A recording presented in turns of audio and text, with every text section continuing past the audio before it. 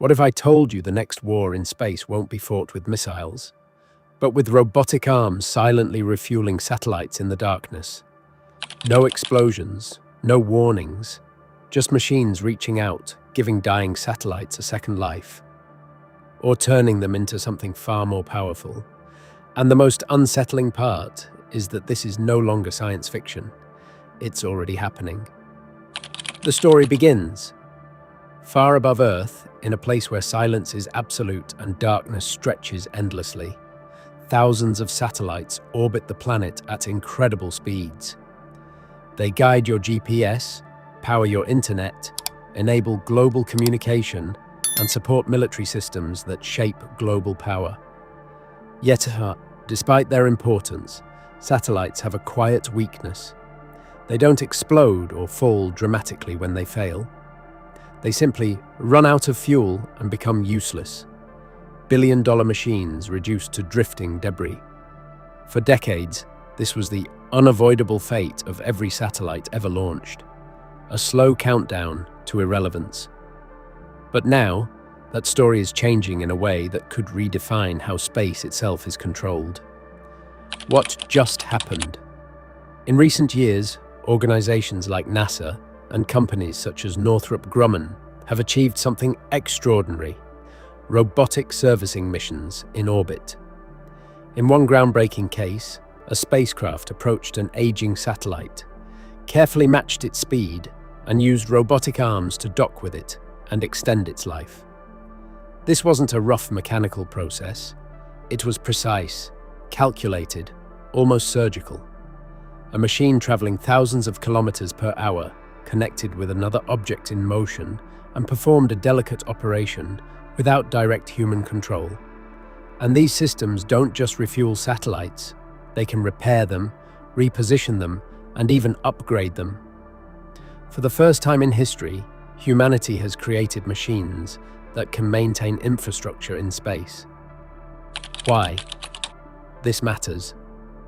At first glance, this breakthrough feels like pure progress. It saves money, reduces waste, and keeps satellites operational for longer periods. But when you zoom out, the implications become far more serious. Satellites are not just tools, they are the backbone of modern civilization. Banking systems, communication networks, navigation, weather forecasting, and military coordination all depend on them. Without satellites, the world wouldn't just slow down, it would begin to collapse. So when a technology emerges that can extend, control, or physically interact with satellites, it doesn't just improve efficiency, it shifts power. Because whoever controls satellites controls information, and whoever controls information holds influence over the entire world.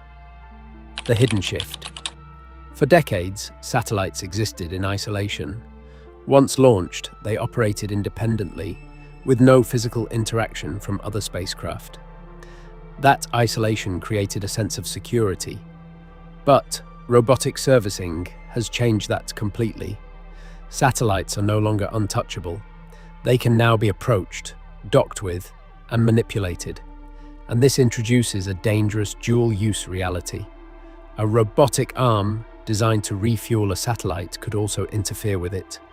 A servicing spacecraft could subtly change a satellite's position, disrupt its orientation, or degrade its performance without causing visible damage.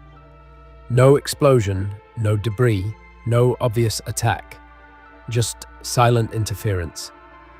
And in geopolitics, the ability to act without clear attribution is one of the most powerful advantages any nation can have. The geopolitical game. Behind the scenes, this technology is being closely monitored by global powers. Nations like the United States, China, and Russia are not just competing on Earth, they are competing in orbit.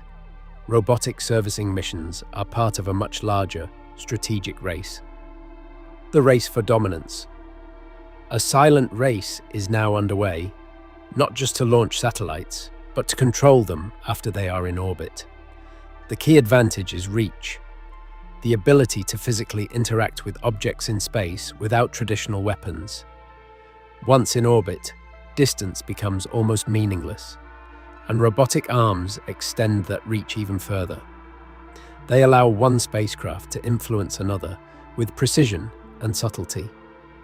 This creates a new form of dominance, one that doesn't rely on destruction, but on control. Nations that master this capability will not just protect their own satellites, they will gain leverage over others. The commercial revolution. At the same time, private companies are entering this space, turning satellite servicing into a business. Instead of replacing satellites when they run out of fuel, companies can now extend their lifespan, saving billions of dollars. This has created a new kind of economy in orbit, a maintenance economy. Satellites are no longer disposable. They are serviceable assets that can be repaired and upgraded. But this also introduces a new layer of dependency. Companies that control servicing technology could become essential to keeping global infrastructure alive, giving them influence far beyond traditional industries. If your satellite depends on someone else to function, that dependency becomes a form of power. The risks no one talks about.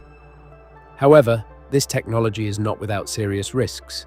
Space is already crowded, and robotic interaction increases the chances of accidents. A small error, a miscalculation, a failed docking, or a software glitch could lead to a collision. And in space, collisions are catastrophic. They create thousands of fragments of debris, each traveling at extreme speeds, capable of destroying other satellites. This chain reaction, known as the Kessler syndrome, could make entire regions of orbit unusable. In trying to extend the life of satellites, we may be increasing the risk of making space more dangerous and unstable. The future unfolds. Looking ahead, the future of space could become far more dynamic. Instead of a graveyard of dead satellites, orbit could turn into a constantly maintained system, with robotic spacecraft moving between satellites, refueling, repairing, and repositioning them. Space would become an active environment, more like a living network than a static one. But with that activity comes complexity and opportunity. Every interaction between spacecraft becomes a moment of potential influence, a chance to help or a chance to interfere. The big question. This leads to a question that has no simple answer. Are robotic arms in space tools of progress or tools of control? The reality is that they are both. Technology itself is neutral. It's how it is used that determines its impact. The same system that saves a satellite can disable another. The same mission that extends life can quietly end it.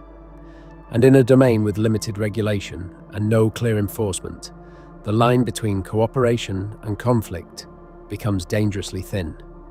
Right now, as you hear this, machines are orbiting Earth at incredible speeds, capable of reaching out and physically interacting with other objects in space. No sound, no warning, just silent precision in the darkness. This is a new kind of power, one that doesn't rely on explosions or visibility, but on control and subtlety. And as this technology continues to evolve, one thing becomes clear.